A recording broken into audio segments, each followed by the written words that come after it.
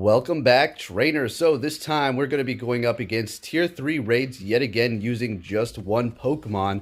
That's right, this time we're going to be taking a look at Espeon as well as a few others, going up against them with just that one Pokemon. So with that said, let's go ahead and see what we have going on here. Alright, so here we go. This Espeon specifically has Zen Headbutt and Psybeam. So I found that this to be probably the easier one to do out of the other movesets it does have.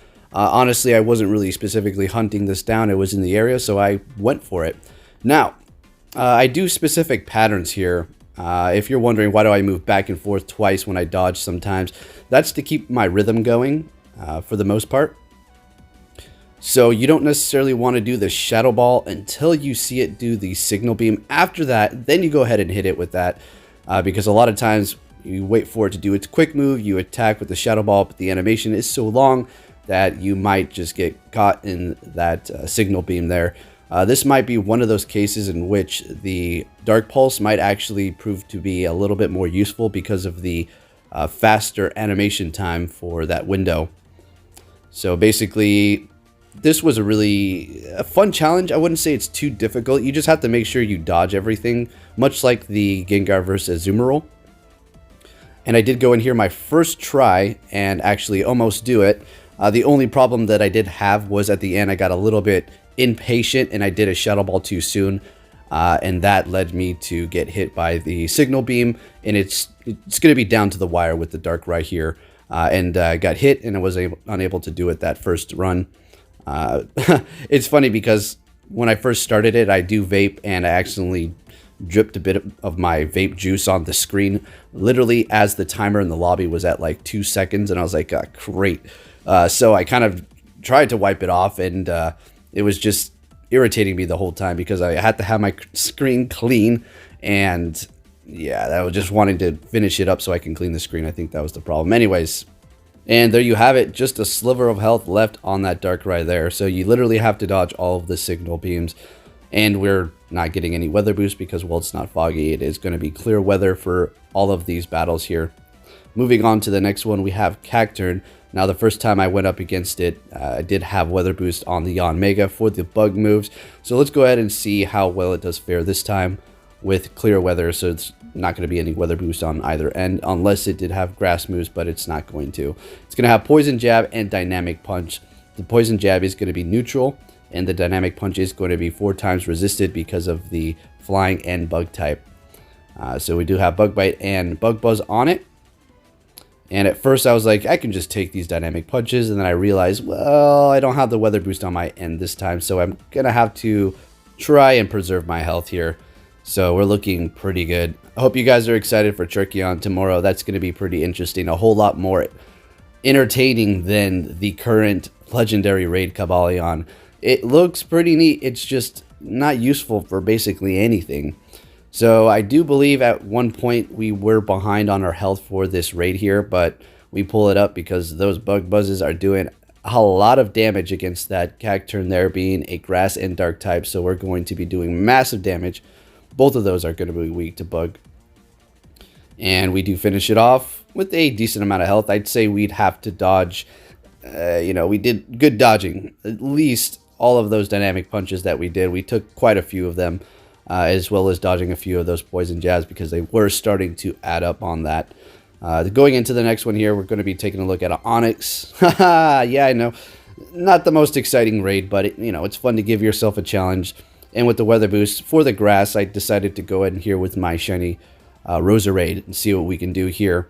Initially, I wanted to do the Garchomp, which I did test it out, but unfortunately, it's not going to be able to do enough damage, even with the weather boost, to take it out by itself. It can certainly survive. It's just not outputting enough as far as the Earthquake is concerned. Hopefully, one day, Garchomp will get that amazing Community Day move. What do you think, Dragon Rush or Earth Power?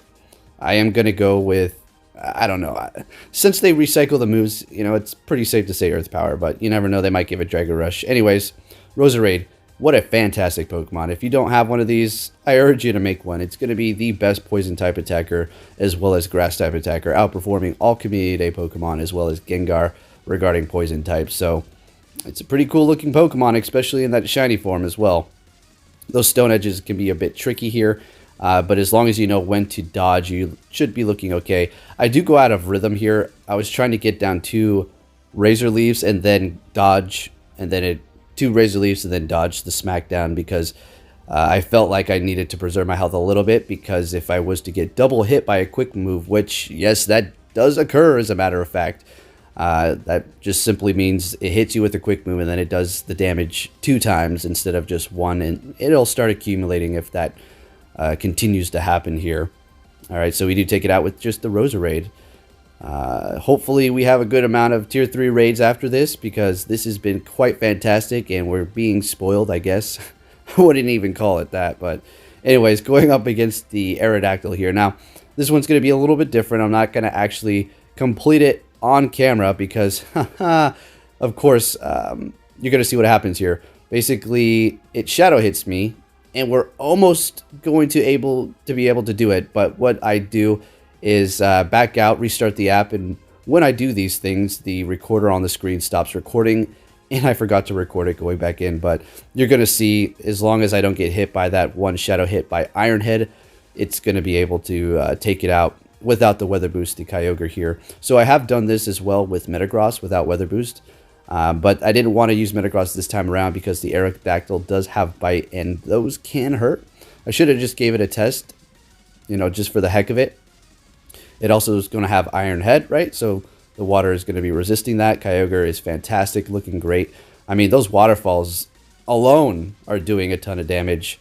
But when you do hit it with that Hydro Pump, it takes off a massive chunk from that health there. And you just kind of take your time, and it's pretty much practice. I have the volume completely on. So here I get hit with that Shadow hit. Yeah, so I have the volume on so I can hear exactly what's going on with the raid boss. Technically, you should have your Go Plus, Gotcha, whatever you have connected to catch Pokemon off, so it doesn't kind of mess up your connection, possibly make a shadow hit happen. But for the most part, I pretty much keep it on, just so I can keep accumulating those Pokeballs. So as you can see here, if I didn't get shadow hit, I would have been able to do it. The Whalmer comes in, revenge for dad there. All right, going up against the Raichu, this is going to be the classic raid here with the Garchomp.